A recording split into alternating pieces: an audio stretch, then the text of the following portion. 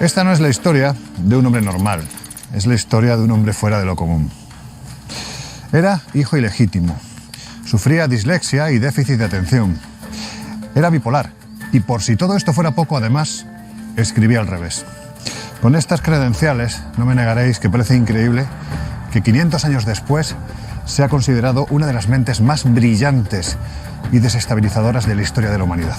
Defendéis que esto es algo más que una obra pictórica, que realmente Leonardo la utilizó para llenarla, ¿cómo decirlo?, ¿De códigos secretos? Códigos secretos. ¿Sería la Gioconda el gran enigma de Leonardo da Vinci? Cualquiera de nosotros googlea Gioconda, noticias. Cada día hay una o dos. Hay información, claro. ¿Pero quién era? Pero José Luis, ¿por qué dices que Leonardo podía haber llegado hasta ese punto de obsesión con la figura de Magdalena? Porque él era cátaro. Y al levantar la losa del altar mayor, descubre que uno de los pilares de origen visigótico tiene en su interior ocultos unos pergaminos. En los próximos minutos nos vamos a poner tras la pista de un genio descomunal, cuya vida, como no podía ser de otra forma, estuvo rodeada de misterio. Os hablo del gran Leonardo da Vinci. Comenzamos.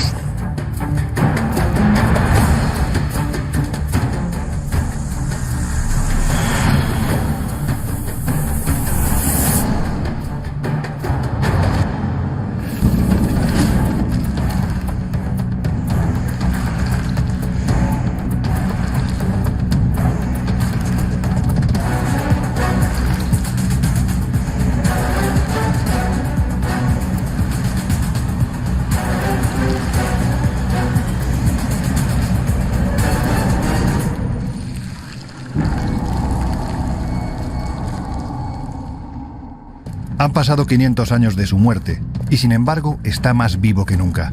Su recuerdo, su obra, sus contradicciones y lo poco que sabemos de su persona han contribuido a que alrededor de Da Vinci todo surja como un gran misterio.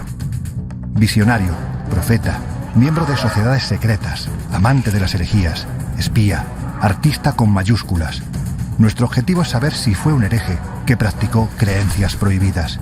Creencias que ocultó en sus cuadros, porque de conocerse lo hubiesen llevado a la hoguera. Y empezamos con uno de los grandes expertos mundiales, Cristian Gálvez, comisario de esta exposición y un gran apasionado de la vida de Leonardo. Maestro. ¿Qué pasa, amigo? ¿Cómo estás? ¿Cómo está? ¡Qué ilusión! Oye, vaya exposición más alucinante. Bueno, la curiosidad, que ya sabes que es el motor de nuestras pasiones. Claro, yo creo que la gente te conoce perfectamente porque llevas mucho tiempo presentando uno de los programas emblemáticos de la televisión nacional, pero quizás no conocen tanto esa faceta, esa pasión tuya que es la vida de Leonardo, ¿verdad? Hombre, si después de esta exposición no termina conociéndolo, es que algo he hecho mal, algo he hecho mal. Pues ¿te parece que hablemos un poco de él? De lo que tú quieras. Vamos a sentarnos. Venga. Oye, Cristian, ¿qué tiene Leonardo para que 500 años después de su muerte todavía hoy siga fascinando incluso más que en su tiempo? Bueno, yo creo que, yo creo que por un lado es la exageración de la figura que nos ha llegado de Leonardo desde el siglo XIX, desde el romanticismo, ¿no?, en el que se le convierte en un genio universal, cuando en realidad al que consideraban genio era Miguel Ángel, uno de sus mayores enemigos artísticamente hablando. Claro, estamos en una época posiblemente la más fascinante de la historia reciente de la humanidad, ¿no? Porque las artes, las ciencias, la cultura, es una explosión tremenda en la que surgen genios. Has citado, ¿no?, a Miguel Ángel. ¿Qué diferencia a Leonardo de estos otros genios del Renacimiento? Bueno, yo creo que la polimatía, la multidisciplina. Sí que es verdad, bueno, Miguel Ángel también era polímata, pero estamos hablando de dos tipos de inteligencias bastante diferentes, ¿no? En el caso de Leonardo lo que buscaba era la sincronía entre los conocimientos. Y eso está muy bien, porque Leonardo dominó 14 ramas del saber, solo una era la pintura. Pero mientras realizaba, por ponerte algún ejemplo, estudios hidráulicos, cómo se mueve el agua, lo aprovechaba para poder pintar el cabello, ¿no? Entonces buscaba constantemente esta sincronía de conocimientos. Claro, da la sensación de que sabemos mucho de sus luces, ¿no?, especialmente representadas en el arte, ¿no?, en lo que nos ha legado. Pero si las tiene, háblame de sus sombras. Son muchos más interesantes. Más interesantes, ¿verdad? Claro, mucho más, porque es lo que le convierte en un ser humano de carne y hueso. Leonardo fue un fracasado. Y lo digo con todas las palabras y con F mayúscula. Es decir, fracasó en Florencia, fracasó en Milán, en Venecia, en Roma, y solo triunfó los 3 últimos años de su vida en Francia. Hay un cuadro que a mí me fascina, hemos hablado en alguna ocasión de él, que es la Virgen de las Rocas. Yo creo que ahí lo que representa es todo lo contrario a lo que, en este caso, la persona que se lo encarga busca precisamente de ese cuadro. Háblame de él. Hace lo que le da la gana, porque de repente la primera y la segunda versión de la Virgen de las Rocas representa un episodio que no aparece en la Biblia, que aparece en los evangelios apócrifos. ¿Y eso cómo es posible? No lo sabemos, porque si no recuerdo mal, tú sabes más de esto. Evangelios apócrifos, 1945-46. Nahamad y el desierto de Egipto. Escritos en copto. Claro. Es decir, ¿cómo Leonardo tuvo acceso a esa información? ¿Cómo? No tengo ni idea. Vamos a analizar por unos instantes el cuadro del que estamos hablando, porque no hay duda de que la Virgen de las Rocas es una de las obras más extrañas de Leonardo. Lo empezó a pintar en 1483 por encargo de los franciscanos de Milán. Y es que lo que en un principio debía de ser un homenaje a la Inmaculada Concepción de la Virgen, se había convertido en algo enigmático, casi pagano, porque lo que Leonardo pintó no era un pasaje contenido en los evangelios oficiales, sino en los conocidos como apócrifos, textos no reconocidos por la Iglesia, que contaban una realidad de la vida de Jesús muy distinta a la oficial. En la escena aparecían la Virgen, el arcángel Uriel, Jesús y San Juan de niños, reunidos en una cueva durante su huida a Egipto. Ninguno tenía halo de santidad, demasiado humanos, como la futura iglesia pobre de San Juan, que nada tendría de opulenta o divina. Finalmente fue obligado a repetirlo, ahora sí, con los atributos propios de las pinturas religiosas. Salvamos a su rostro. El más conocido es el que está en la Biblioteca Real de Turín. De hecho, incluso una serie de investigadores que afirman que hasta el mismísimo Hitler se interesó por este rostro a raíz de la fuerza que desprendía. Háblame de este autorretrato porque me da la sensación de que tiene trampa, ¿no? Y mucho enigma. Es decir, hasta Führer consideraba que si poseía, ya sabes que dentro de la búsqueda de las SS y de los nazis, bueno, incluso el supuesto autorretrato de Leonardo, porque mirándole fijamente a los ojos le otorgaría un poder determinado, ¿no? En 1886 se hace un recuento de la Biblioteca Real de Turín y le denominan retrato de anciano a la sanguina. No es Leonardo todavía. Solo es a finales del siglo XIX cuando dicen, vale, es Leonardo. Se queda como iconografía oficial de Leonardo. Pero aquí sí hay uno. Aquí está la tábula lucana. La tábula lucana. Desde tu punto de vista, ese cuadro sí es realmente el autorretrato de Da Vinci. Desde el punto de vista científico, reúne todas las condiciones para representar a Leonardo. Bueno, desde el punto de vista artístico, reúne también todas las condiciones. Incluso las huellas dactilares concuerdan directamente con las huellas encontradas en la Dama del Armiño. Hay que recordar que el único cuadro atribuido al 100% a Leonardo es la Dama del Armiño. O sea, más probabilidad que la Gioconda. Las huellas dactilares coinciden. Es decir, a día de hoy no hay ninguna prueba discrepante. Ninguna. No lo puede decir el supuesto autorretrato de Turín. Después retomaremos nuestra conversación con Christian, porque, como vemos, todo alrededor de Leonardo surge como un descomunal enigma. Tanto como para que hasta Hitler crea en el poder que emana de sus obras y necesite poseerlas. Pero hay más. Por eso, en los próximos minutos, vais a poder comprobar que su vida estuvo rodeada de innumerables misterios. Ahí va una pequeña muestra.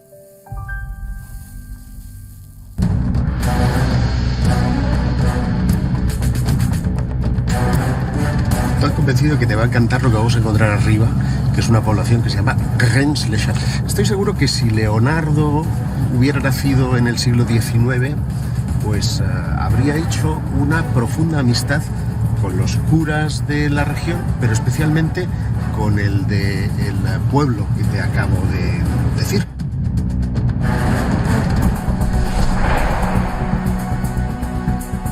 Estamos viendo a Jesús contemplando a María Magdalena, que sostiene en sus brazos a un niño o niña, no se puede distinguir, con una especie de paño escocés. Como una falda escocesa. Sí. ¿Hacia dónde huyeron precisamente los herejes? Pues huyeron hacia Escocia. Hacia Escocia. Alucinante, ¿verdad? Pues venga, que ahora sí empezamos nuestro viaje.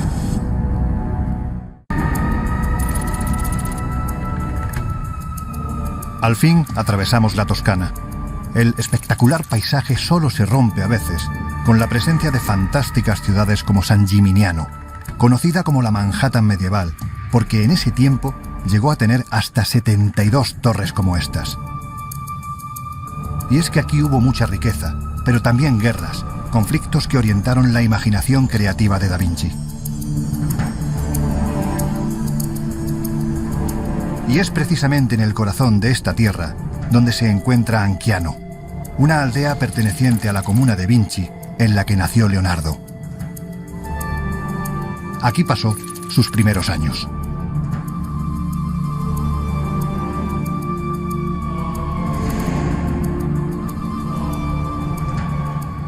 Pero donde empezó a surgir el genio, donde dio inicio la leyenda, es precisamente en la ciudad de Florencia.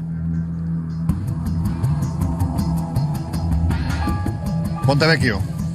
Hace honor a su nombre, ¿verdad?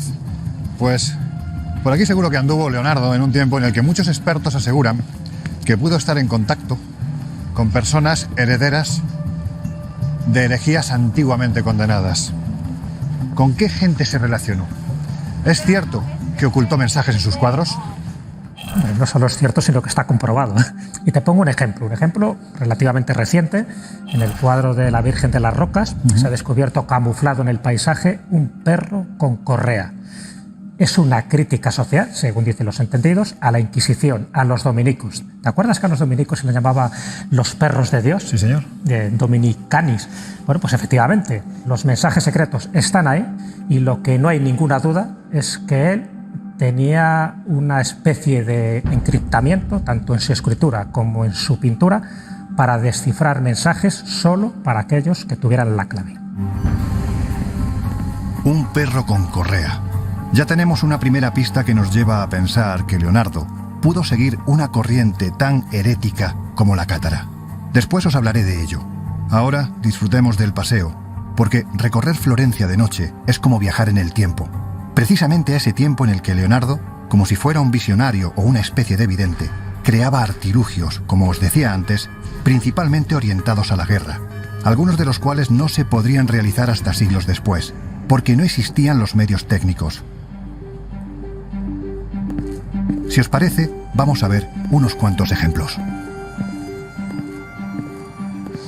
Sandra, Leonardo es un personaje muy controvertido en muchos aspectos. Él decía ser un pacifista radical y sin embargo vemos que parte de su creación está orientada hacia la guerra, ¿no? De hecho, cuando se muda a Milán para trabajar para Ludovico il Moro, escribe una carta para ser contratado por este famoso príncipe en la que dice: «Querido Ludovico, si me contrata, haré para usted máquinas militares como nunca ha visto».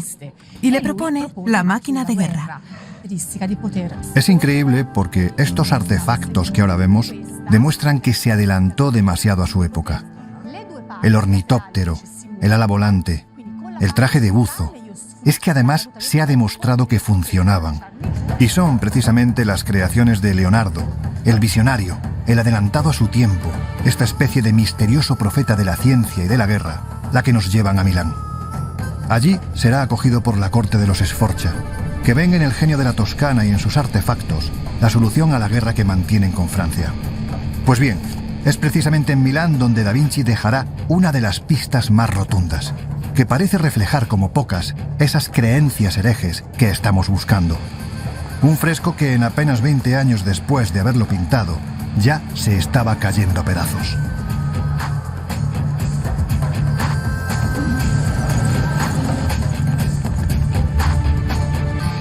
Ya estamos en Milán.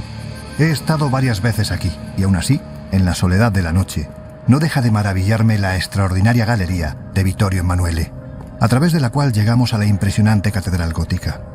Pero no es ni mucho menos el templo que más nos interesa. Hay otro del que dicen que guarda un enorme secreto en su interior. Un secreto que está a la vista de todos, pero no todos lo saben interpretar. Noche en Milán, noche fría. Es muy probable que una madrugada como esta de hace siglos, Leonardo anduviese nervioso camino de esta iglesia, Santa María delle Grazie.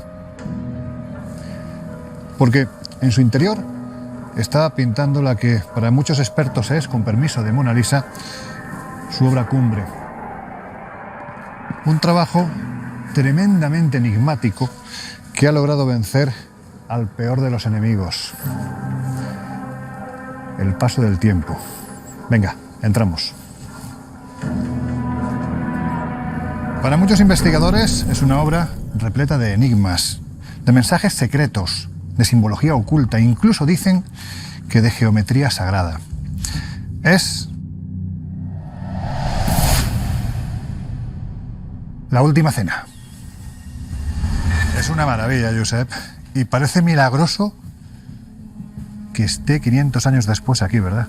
Ciertamente, y lo es porque ha sobrevivido en 1943 a 2 bombardeos. También incluso en la época napoleónica tengo entendido que este lugar era poco menos que un establo. Sí, ha sido de todo, además de ser una obra maestra del Renacimiento. De hecho, aquí justo en el pómulo de Jesús estaría el punto de fuga de la perspectiva que hacen que la mitad del cuadro esté a la luz y la otra mitad del cuadro esté en la oscuridad. Porque hay que decir, Josep, que hay muchos investigadores, entre ellos tú, que defendéis que esto es algo más que una obra pictórica, que realmente Leonardo la utilizó para llenarla, ¿cómo decirlo?, ¿De códigos secretos? Códigos secretos. Aquí estamos viendo un pescado, Sí. que está cortado. Sí. Estamos viendo unas naranjas, pan y vino. Pero no vemos carne. Lo usual en una cena pascual es que se tomara cordero. Y esto ha llevado a pensar que, de alguna manera, Leonardo aquí está plasmando la dieta de los cátaros. Cuéntame quiénes eran estos cátaros, por saber un poquitín más el por qué. Si realmente Leonardo coge parte de ese conocimiento y lo plasma en esta obra, entiendo que es porque a él ese conocimiento, en cierto modo, le convencía. No solo eso, hay quienes dicen que incluso llegó a practicarlo. Creían que la carne era la materialización del mal y que lo bueno tenía que ser la luz, el espíritu. Hay un detalle que a mí me llama mucho la atención. Vemos, por un lado, esta mano que está hacia abajo y esta otra mano que está hacia arriba. Sí.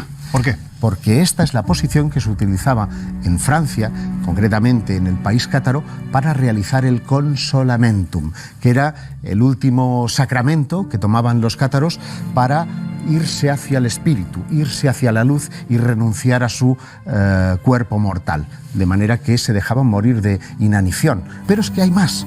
Si te fijas, Sí. He dejado para más adelante el tema de este personaje que es Juan. Su rostro, y te lo puedo decir al 100%, concuerda perfectamente con el de una mujer.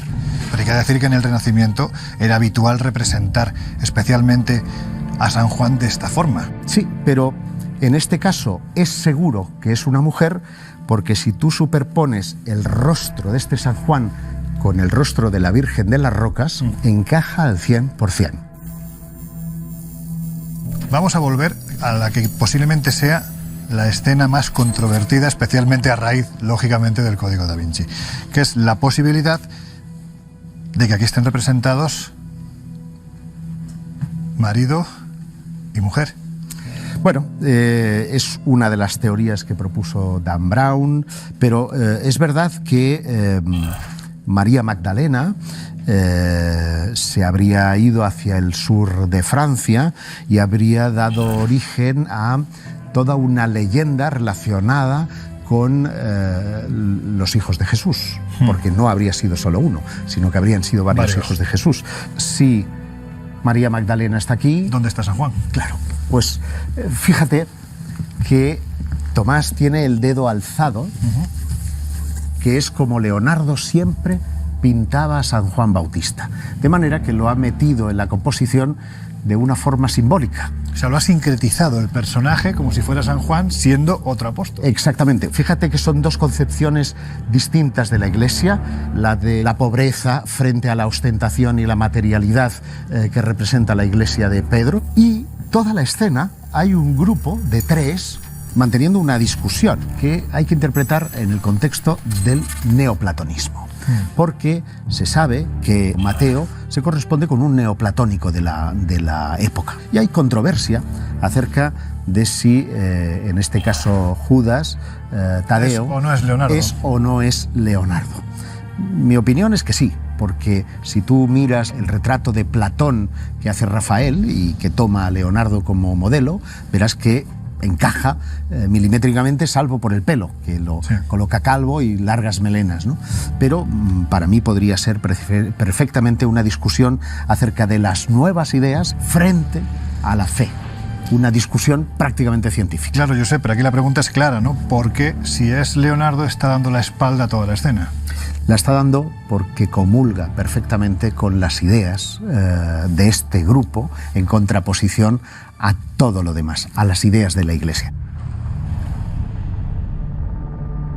O sea, en conclusión, lo que vemos en la última cena son una serie de ideas que Leonardo ha recogido, vaya usted a saber de dónde, la herencia que recibe de ese conocimiento, y que estarían mostrando en cierto modo lo que es la lucha de esa iglesia pobre de San Juan,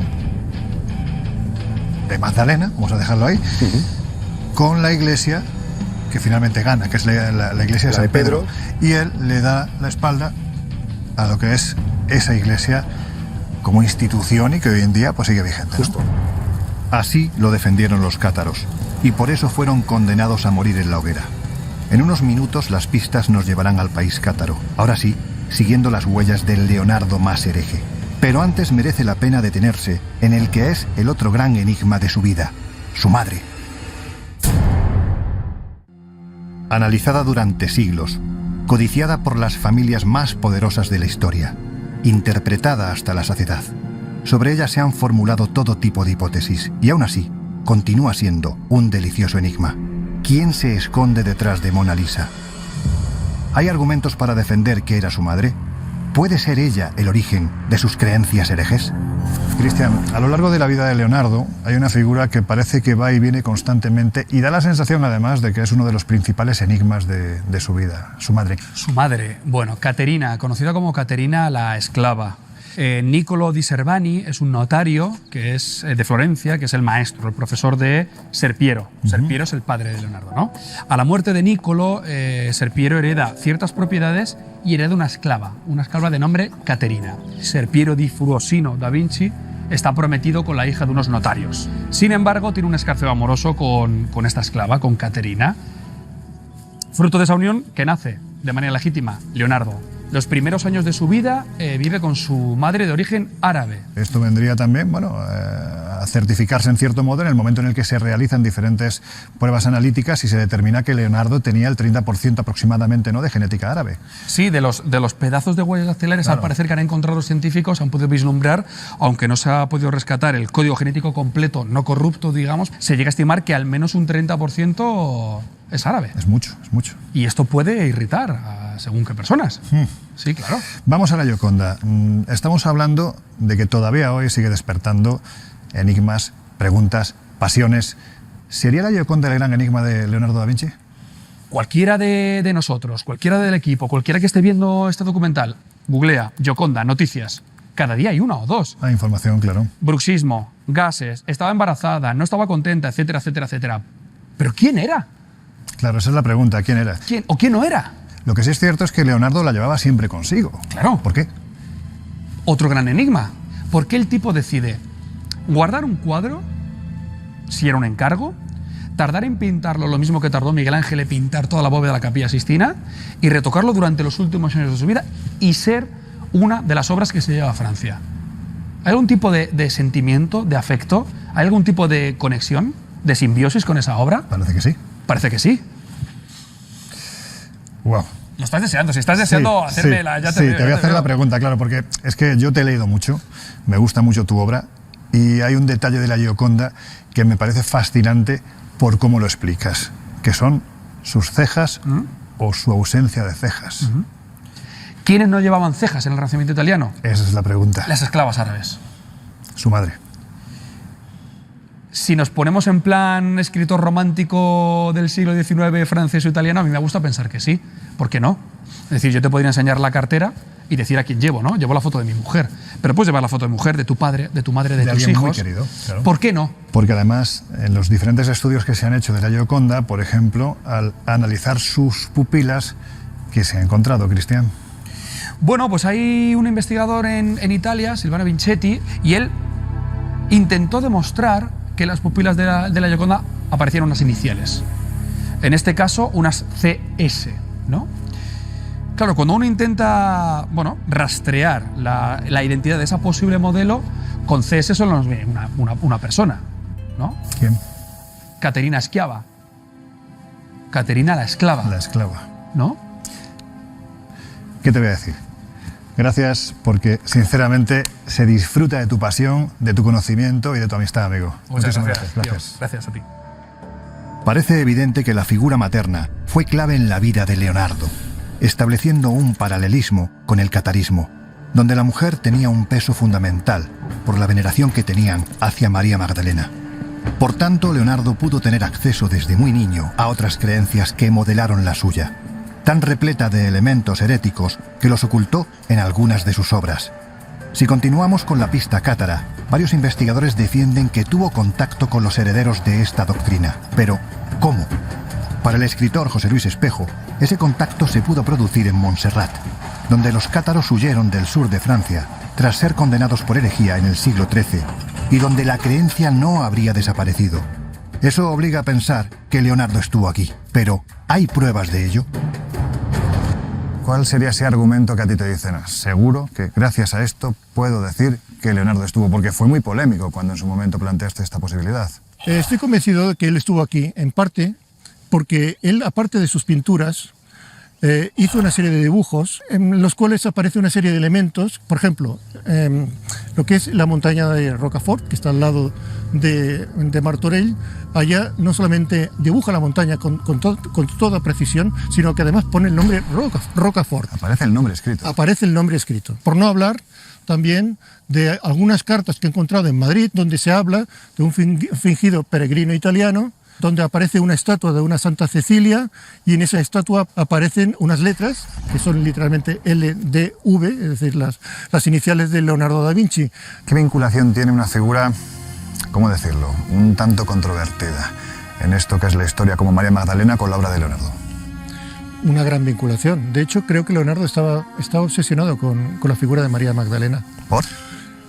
Yo creo que porque es una figura antológica del catarismo. De hecho, no podemos olvidar que la ocupación de Béziers por parte de los cruzados en 1209 fue el día de Santa Magdalena. Yo creo que lo hicieron también para dar escarmiento por la filiación magdalenista que tenía el catarismo o la corriente cristiana de allá de Occitania. De hecho, siempre ha habido mucho culto a la Magdalena en esta zona, en esta área, ya sea de Cataluña como del sur de Francia. Pero José Luis, ¿por qué dices que Leonardo podía estar o podía haber llegado hasta ese punto de obsesión con la figura de Magdalena? Porque él era cátaro. Porque él era cátaro. Y porque sigue la tradición cátara. Vámonos ya a dar un paseo por aquí, porque esto es verdaderamente estupendo. Leonardo seguía la tradición cátara. Si es así, en su tiempo era motivo más que suficiente para morir quemado en la hoguera.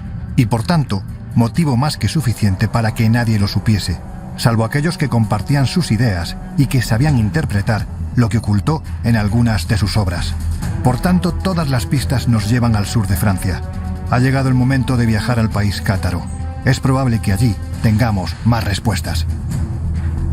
Pues bien, su idea de San Juan y de la iglesia pobre, la representación de la Magdalena y un buen puñado de enigmas parecen confluir en un pequeño pueblo que se encuentra en el corazón del Languedoc francés.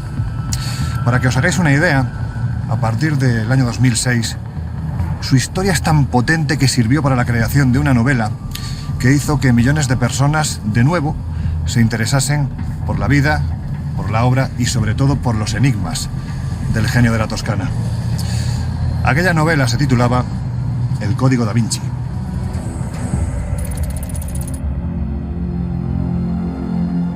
No puedo evitarlo. Cada vez que recorro el país cátaro, la pena se agarra con fuerza al alma, porque aquí se produjo la cruzada contra los cátaros, cristianos contra cristianos, unos más afines a la doctrina de Juan, la iglesia pobre, la que Jesús definió con una frase que se ha querido borrar de la historia. Parte un madero y allí estoy yo. Levanta una piedra y allí me encontrarás. Dejando claro que no es necesario grandes templos para encontrarlo. Y otros, fanáticos de la doctrina de Pedro, la que velaba más por los bienes terrenales que por los espirituales. Así que ya se sabe quién ganó aquella batalla desigual.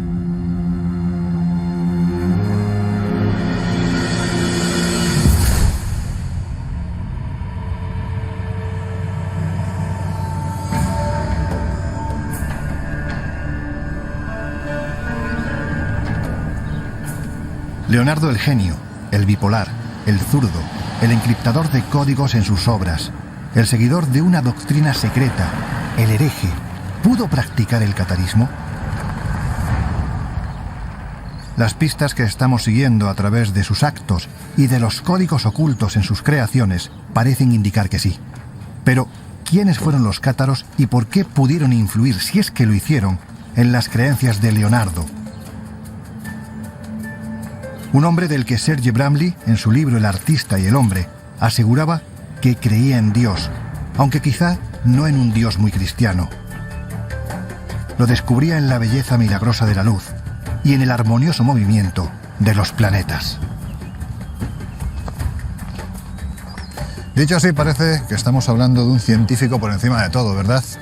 Pero no debemos de olvidar que su principal biógrafo, Giorgio Vasari, en 1550 dejó escrito que Leonardo llegó a tener unas concepciones tan heréticas que no se aproximaba a ninguna religión. Ahora veremos si su creencia tenía que ver o no con lo que defendían los cátaros. Venga, que ya llegamos. ¿Qué pasa, Josep? ¿Cómo estás? Qué alegría verte por aquí. ¿Qué pasa, amigo? Oye, vaya castillo, ¿no? Me gustaría que fuera mío, pero de momento es solamente del departamento de Corbières, que como sabes, este castillo, que es el de Peripertis, es uno de los más emblemáticos del país cátaro. O sea que entiendo que para hablar de catarismo, mejor sitio que este, ninguno, ¿no? Has llegado al lugar ideal. Pues venga, enséñamelo. Venga. Vamos a ello.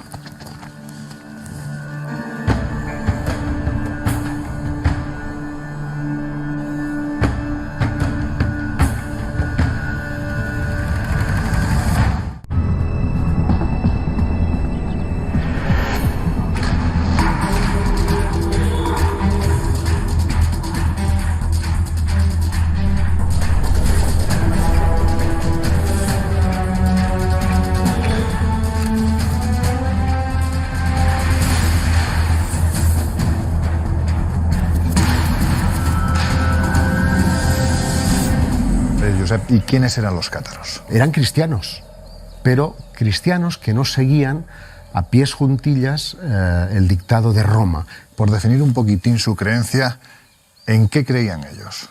Ellos creían en que esta era una suerte de infierno, que era un paso previo a una vida espiritual plena en el que la materia no existía. De ahí que ellos no comieran carnes. Se puede decir que eran los primeros vegetarianos, vestían de blanco, y es curioso porque no repudiaban la cruz.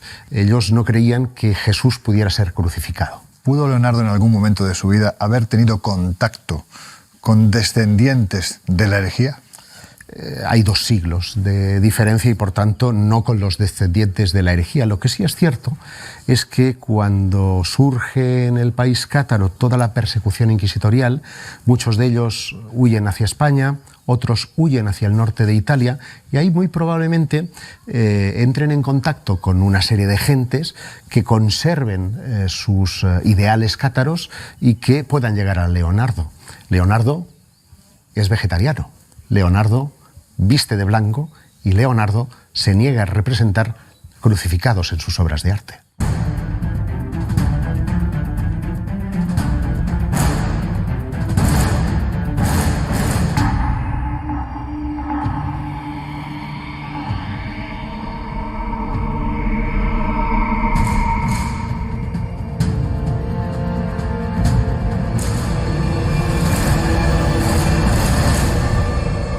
Oye, me decías un poquito más abajo que Leonardo pudo haber ocultado parte de ese conocimiento herético en alguna de sus obras, ¿no? Ciertamente, en la Virgen de las Rocas, sin ir más lejos, en el paisaje, en las montañas que representan precisamente el paisaje típico de Vinci, se ha encontrado recientemente, gracias a técnicas novedosas, un perro que está postrado y que tiene una correa.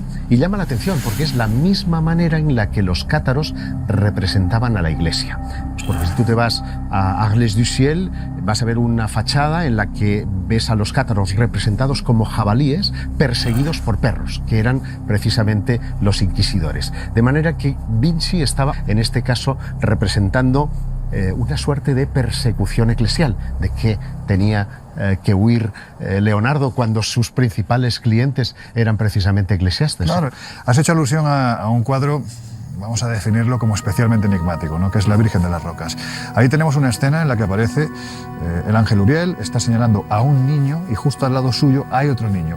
Es San Juan, uno de ellos, el otro Jesús. ¿Qué vinculación tenían los cátaros precisamente con San Juan? Los cátaros tenían una especial devoción por San Juan Bautista. Es más, se considera que alguno de sus evangelios perdidos, junto con María Magdalena, eran dos de los personajes más adorados, entre comillas, por los cátaros, porque no eran idólatras, pudieron esconder alguno de esos evangelios en esta región en la que nos encontramos.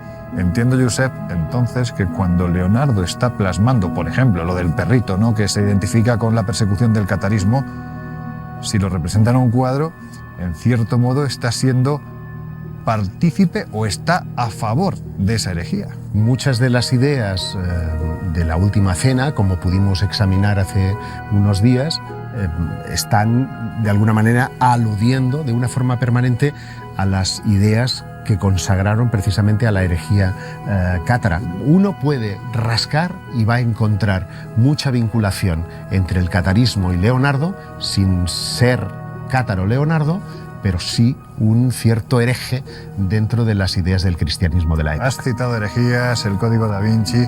Tengo entendido que aquí en esta región del Languedoc hay un pueblo en el que tiempo después un sacerdote, digamos que dejó escrito para quien supiera leerlo gran parte de estas herejías, ¿no? Hizo de alguna manera de Leonardo del siglo XIX, pero más que decírtelo, yo te invito a que mañana vayamos a ver el pueblo que se llama Rennes-le-Château y juzgues por ti mismo. Si tú me dices ven, lo dejo todo, así que vamos por allá. Pues nos vamos. Venga, vamos. Leonardo el hereje, en cierto modo el protector de un conocimiento prohibido que molestaba mucho, tanto como para que otros antes que él fueran quemados en la hoguera por defenderlo, tanto como para que otros después de él, como vamos a ver, y al igual que lo hiciera Da Vinci, lo ocultaran en forma de arte. Es como si formasen parte de un colectivo secreto que atraviesa los siglos y que representa ese saber en forma de símbolo, que muy pocos saben leer. Pero yo tengo suerte, porque mi querido Josep, como veréis, sí lo sabe leer. Estoy convencido de que te va a encantar lo que vamos a encontrar arriba, que es una población que se llama Rennes-le-Château. Cuéntame, ¿por qué me traes hasta aquí? Estoy seguro que si Leonardo hubiera nacido en el siglo XIX, pues habría hecho una profunda amistad con los curas de la región, pero especialmente con el pueblo que te acabo de decir. Se llama Saunier. No sé si el nombre te suena. Bueno, me suena desde luego al quien haya leído el Código da Vinci sabe que es uno de los protagonistas iniciales, ¿no, de esta novela. Pues este el apellido por lo menos. El Saunier existió de verdad. Es real. Y no tiene nada que ver con el de la película y la novela de Dan Brown, pero sí guarda una íntima relación con la forma de guardar los códigos. Y por eso digo que Leonardo hubiera sido un gran amigo suyo, porque él sembró en todos sus dominios, pero especialmente en su iglesia, toda una serie de códigos alusivos a ese código, llamémosle neocátaro o revolucionario en su concepto de la iglesia. Pero vamos a ver, estamos hablando de un cura. Sí. Un cura que reflejó ese conocimiento herético en el interior de una iglesia. Estamos hablando de un cura muy especial. Ya sabía yo que aquí había trampa. Pues venga, vamos para allá. El Languedoc es maravilloso. Una tierra montañosa en cuyo corazón se encuentra el pueblo de Rennes-le-Château. Hoy apenas tiene 30 habitantes y sin embargo, cuánta literatura ha generado el misterio que oculta. Pero, ¿por qué? ¿Tiene que ver con el catarismo y las ideas que siglos antes pudo plasmar Leonardo en sus cuadros? Todo parece indicar que sí.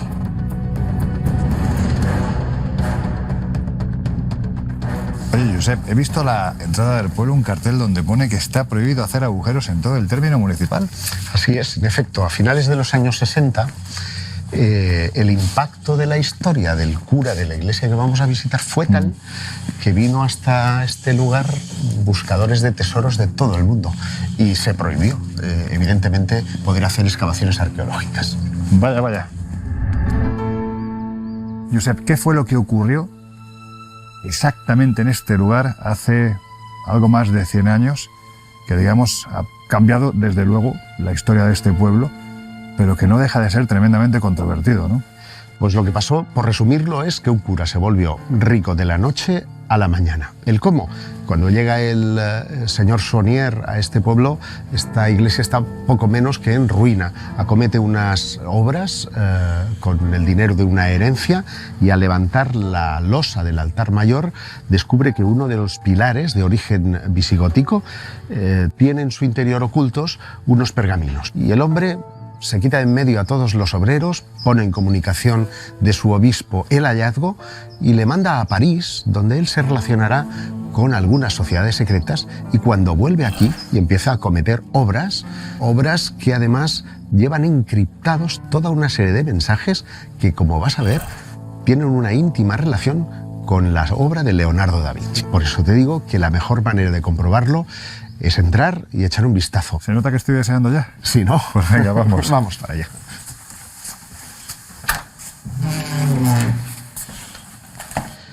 Pues esta, Lorenzo, es la iglesia de Rennes-le-Château. Rara. Muy rara. Muy rara. Quiero que prestes atención al altar mayor. ¿No hay nada que te llame la atención? Bueno, el conjunto de por sí ya es extraño, ¿no? Pero sí, lo primero que llama la atención, creo que vas por ahí, son los dos niños, ¿no? Uno en manos de la Virgen, otro en manos de San José. ¿Recuerdas cuando hablábamos de la Virgen de las Rocas? De la Virgen de las Rocas. Pues aquí ocurre exactamente lo mismo. Nadie sabe diferenciar quién es quién. Quién es Juan, quién es Jesús, buscando precisamente esa especie de ambivalencia. ¿Cuál era el verdadero, ¿no? ¿Cuál de ellos era el verdadero? Una idea, no lo olvides, que estamos en un entorno cátaro, donde se seguía a María Magdalena y se seguía a San Juan el Bautista como los verdaderos, como la esencia de la pobreza y no de la Iglesia de Roma. Y hay otra alusión muy llamativa, me parece a mí. La primera cosa que hace el cura de Rennes al llegar a la parroquia es colocar ese vitral. Sí. Es una parte de la última cena. En este caso estás viendo a María Magdalena untando los pies, ¿verdad? Sí. Limpiando los pies de Jesús, y a 4 apóstoles que están a punto de empezar la última cena sin grial y sin comida. Llama la atención que San Juan está en una representación prácticamente leonardina de la última cena, Sí. sin el halo de santidad. El altar mayor, lógicamente, entiendo que es la parte más importante de una iglesia, Por porque supuesto. es donde se consagra la Eucaristía. Por supuesto. Claro, es que en el altar mayor lo que tenemos no es ni más ni menos que, una vez más, la presencia de María Magdalena con un libro en las manos, un cráneo en sus rodillas. 2 símbolos asociados a la masonería. Claro, la sensación que da desde luego cuando vemos esa María Magdalena es que parece que tiene un poquitín de barriguita. Sí, es una de las cosas que se ha especulado, junto a otra no menos curiosa, y es que hay quien especula que tal vez ese osario que está en la Saint-Baume en Marsella, que es donde supuestamente murió María Magdalena, sería falso, y que la verdadera Magdalena estaría aquí debajo. Aquí debajo. Da miedo pensarlo, sobre todo sabiendo cómo han terminado quienes lo han buscado. Es que yo creo que ya Que hemos mañana buscado será otro demasiado. día. Sí, sí.